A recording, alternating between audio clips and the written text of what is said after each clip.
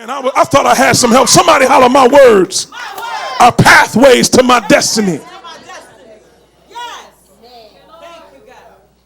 Well, they're just words. They don't mean anything. They're just words. But how many people know the words you speak move molecules? How many people know in molecules have memory? And now watch this. Molecules have memory, but molecules communicate to each other. Oh.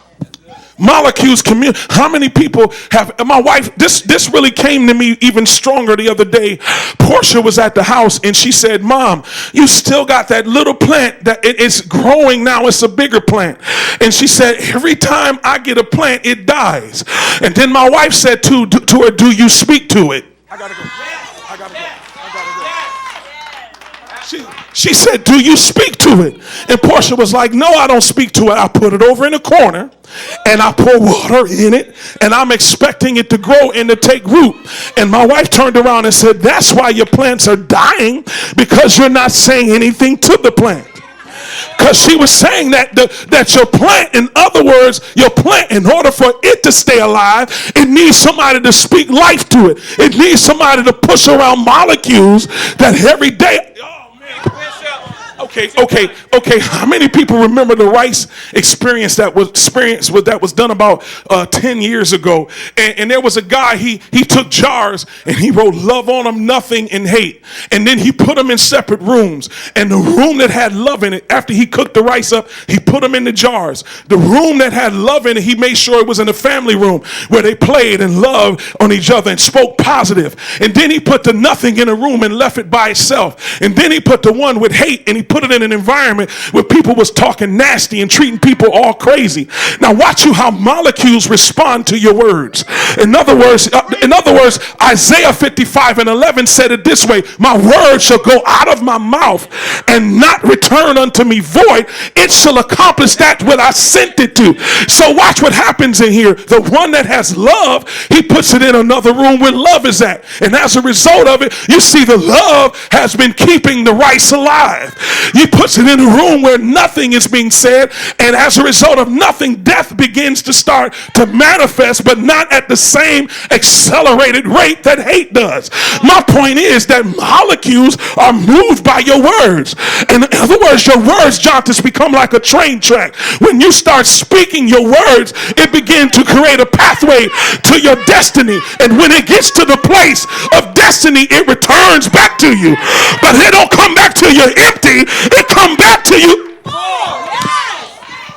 And so whatever you send out, it's going to come back to you. You got to make a decision about what you really want, which means you're going to have to change how you think. You're going to have to change who you're talking to.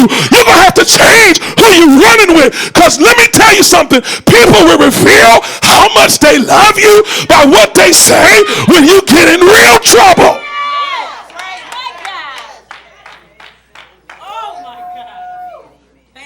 And here's the cool part. We're not a jar of rice. And so we don't have to wait for somebody to say something to us. If we're in a place by ourselves, we can encourage. I wish I had 3 people that are nuts. Somebody say your words. Your create pathways to your destiny. That's why I said some of y'all in here, you've been so close. You've been so close, but you sent something out that you really didn't want. And you got to make up in your mind that you're going to take responsibility and work on your thinking. Man, I got to be done. I got to be done. I'm going to mess up. Somebody say, I got to work on my thinking.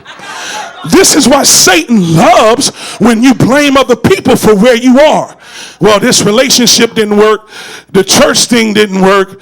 He loves when you got to, say it again. What are you doing? See, when the thought comes to you, you're supposed to cast down every imagination and every high thing that exalted itself against the knowledge of Christ. Let me tell you something. Every relationship that's really good for you, that's where the fight is going to be. Because how many people know Satan don't want somebody in your life that's pushing you to be great, that's pushing you to do, y'all ain't gonna help me. You know why? Because they'll come along at the right time. Have you ever had somebody come along at the right time and arrest your thoughts? Yeah. Now, if you are not in the right frame of mind, you get upset with the person that's helping you. The truth. Y'all know I'm telling the truth. See, in other words, somebody might tell you it's over, but you're on the brink of another one. You know how he told Peter, cast your nets again. He said, it ain't biting, but nevertheless at your word. In other words, when I hear the word, I'm going to have a corresponding action to say, you know what? I don't care what it looked like on yesterday. If God said it, today got to be the day that he going to break the nets and sink my ship. And my man, somebody holler, say, he's going to do something big. He's going to do something in my day or work in my day, even though be told to me, you know what I'm saying? It'd be hard for me to believe it. And that's why I don't care what has happened in your life. The folk that's supposed to be millionaires, you still are one, and you got to talk and prophesy over your life every day. My money is on the way. My money is coming. A new ideal, a fresh ideal, a fresh revelation. Man, I wish I had 3 people that'll preach up in here to yourself. I need you to tell somebody and say, I didn't miss nothing, because something bigger and something better is coming. As a matter of fact, he's going to outdo himself.